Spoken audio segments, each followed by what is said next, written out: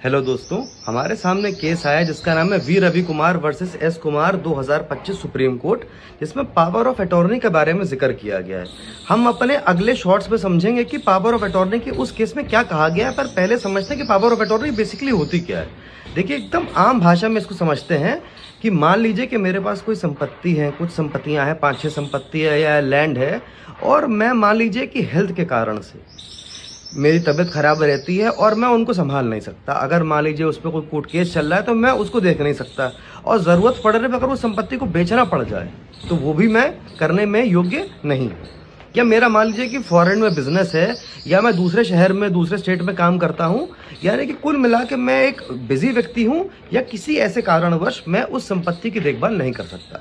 तो उस सूत्र में मैं क्या करूंगा कि किसी व्यक्ति को वो पावर दे दूंगा कि तुम मेरे बिहाफ पे ये सारे काम कर लो जो उस प्रॉपर्टी के संदर्भ में मैं कर सकता।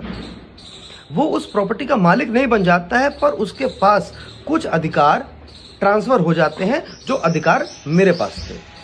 वो मैं कर किस लिए रहा हूं? क्योंकि उसमें मेरा फायदा है, क्योंकि वो मेरे बेस्ट इंटरेस्ट में ये जरूरी है कि ऐसा हो जाए। अब वो व्यक्ति जब वो काम करेगा, जैसे कि उस प्रॉपर्टी को अगर बेचेगा, या उस प्रॉपर्टी का कोई ट्रांसफर करेगा, या उसके ऊपर कोई कोर्ट केस वाला मामला होगा, तो उस पर वो जो काम करेगा वो अपने उस तरीके से करेगा जैसे कि वो अपनी संपत्ति के साथ वो करता, जैसे कि वो उसकी संपत्ति होती। और इसीलिए बेस्ट इंटरेस्ट होना जरूरी है।